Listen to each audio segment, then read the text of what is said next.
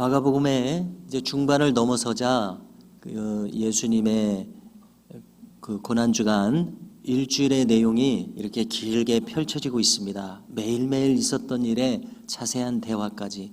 그래서 우리가 사복음서를 보면은 예수님의 십자가 지시는 그 일주일이 3분의 1 내지는 요한복음의 경우는 3분의 2까지 이렇게 분량이 주어지고 있습니다. 또 이 점은 무엇을 말하는 것입니까? 주님의 사역은 십자가에 집중되어 있다는 것을 또한 여실히 보여주고 있습니다. 주님께서는 뱀같이 지혜롭고 비둘기같이 순결하라고 가르치셨었습니다. 오늘 주어진 상황에서 주님의 대처가 꼭 그와 같음을 느끼게 됩니다. 대제사장의 무리들은 주님을 함정에 빠뜨리는 질문으로 늘 공격하지만은 본질과 진리 자체로부터 나오는 지혜로 말미암아 그들을 역으로 곤경에 빠뜨리게 하십니다. 주님은 진정한 권위가 있으셨습니다.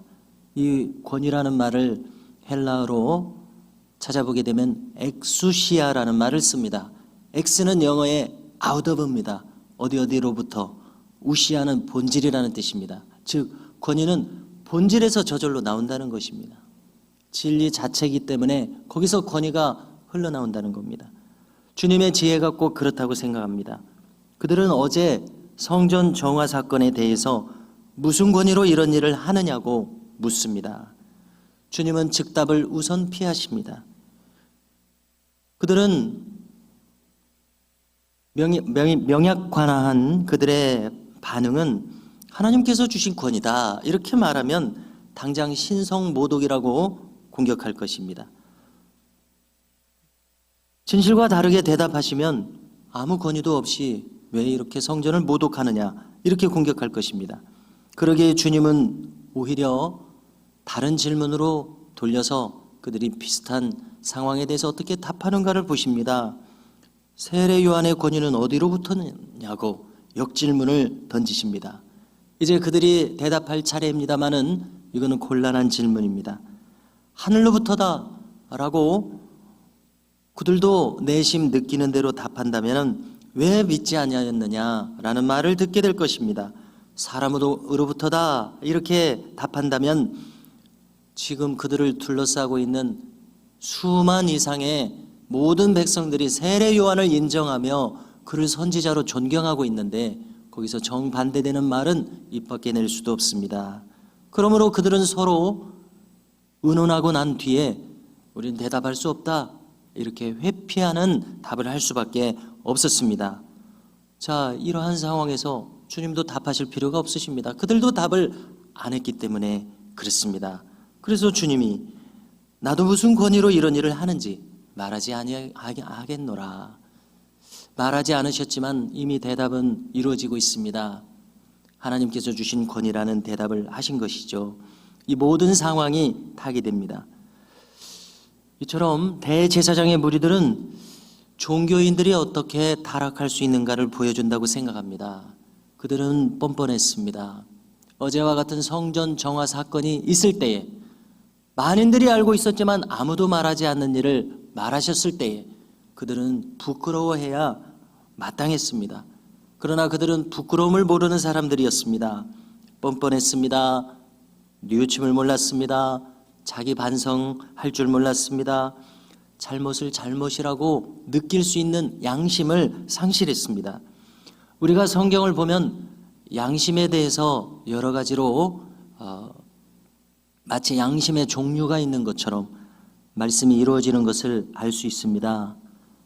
제일 선한 좋은 양심은 청결한 양심입니다. 깨끗한 양심이 있는가 하면 오염된 더러운 양심이 있습니다.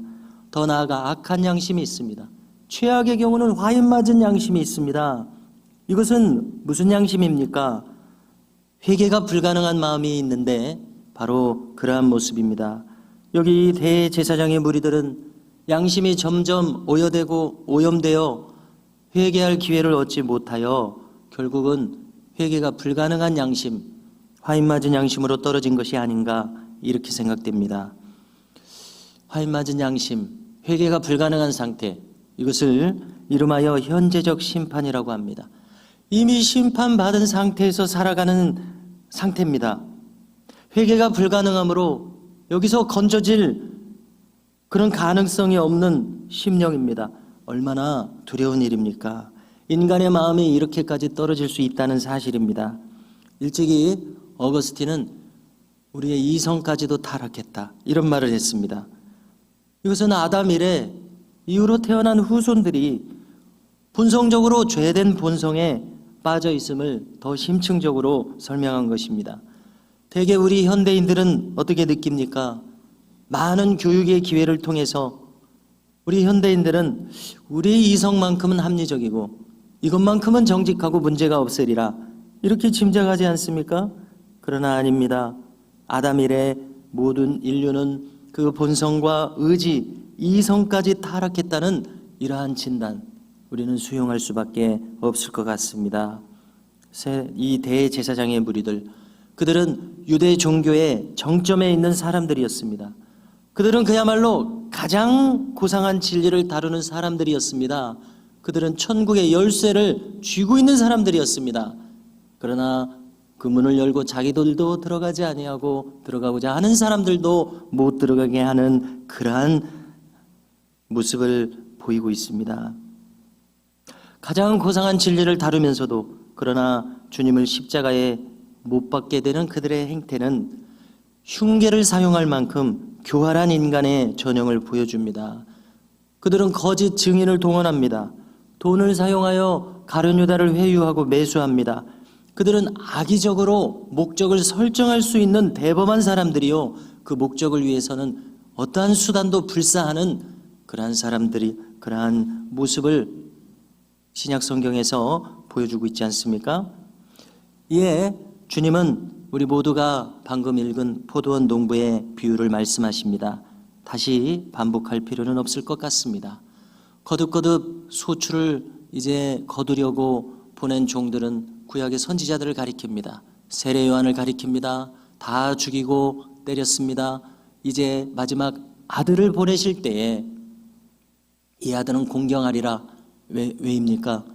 특별한 하나님의 권능을 나타내지 않습니까? 죽은 자들까지도 살려내십니다. 보배로운 교훈을 들려주십니다. 상한 마음을 고쳐주십니다. 그러면 진리와 함께하는 이 아들은 특별한 아들이기에 인정하고 공감하며 수용하고 따르리라 생각했지만은 아니요, 그렇지 않습니다. 그들은 서로 말하되 이는 상속자니 자 죽이자. 그러면 모든 유산이 우리의 것이 되리라. 그렇습니다. 이것이 대제사장들의 심산입니다. 여기 우리 것이 되리라. 자기들만의 세상, 자기들만의 왕국, 자기들이 왕인데 누가 이것을 건들겠습니까? 주님이 이것을 침해하고자 한다고 생각합니다. 지키고자 합니다. 그러기에 하나님의 아들을 십자가에 못 박게 됩니다. 자기의 왕자에서 내려오지 않고 주님께 그 자리를 내어드리지 않는 모든 인류의 이러한 자세가 있다면은 본질적으로 이 대제사장들의 의식과 똑같다고 해야 할 것입니다. 이에 잡아 죽여 포도원 밖에 던졌느니라. 이제 2, 3일 후에 대제사장의 무리들이 꼭 이렇게 할 것입니다. 결국 주님의 십자가와 부활의 시간으로 이어진 다음 그 포도원 주인은 종말의 때에 심판이 있겠다고 말씀합니다. 9절을 보십시오. 포도원 주인이 어떻게 하겠느냐? 와서 그 농부들을 진멸하고 포도원을 다른 사람에게 주리라. 유대인의 건축물에서 이 모퉁이 돌은 어떤 역할입니까? 건물의 최근저에 위치하는 기초석을 말합니다. 그래서 90도 각도로 모퉁이 돌을 사방에 위치시키면 그것이 건물의 기준이 되어서 거기에다가 사면의 꼭지점을 정하고 건물을 세워 올라가는 그 기초석입니다. 그 기초석이 있어야 건물이 성립합니다. 바로 이 모퉁이 돌이란 주님 자신을 가리킵니다. 우리가 시편 118편 22절을 보면 건축자의 버린 돌이 진모퉁이의 머릿돌이 되었나니 라는 구절이 있습니다. 주님은 이 구절을 인용하십니다. 그러므로 이 건축자의 버린 돌, 이것은 주님을 가리키는데 주님을 십자가에 못 박고자 하는 저들의 의도를 가리킵니다. 이제 이 대제사장의 무리들은 다시 한번 어제 성전 정화 사건에 이어서 그들의 속내를 들키고 말았습니다. 어제의 그 불순함과 함께 오늘 그들을 십자가에 저하고자 하는 흉계 또한 간파당하였습니다. 그래서 12절 자신들을 가리키는 비유인 것을 즉시 깨닫고 주님을 그대로 둘 수 없었습니다. 체포하고자 했습니다. 그러나 수많은 군중들이 성전에 모여 있었습니다. 그들이 두렵기에 지금은 그 자리를 피하고 말았다고 기록합니다. 이처럼 대제사장의 무리들은 누가 봐도 하나님의 종들의 자리에 있었지만은 하나님의 종들의 위치를 떠나서 그들 자신이 하나님의 자리에 앉은 모습으로 일관하고 있습니다. 그래서 우리도 이 장면을 돌아보면서 우리도 어딘지 모르게 나 자신의 분수를 망각하고 하나님의 자리에 올라 있지 않은 측면은 어디 없는지 살피는 은혜가 우리에게도 있기를 원합니다.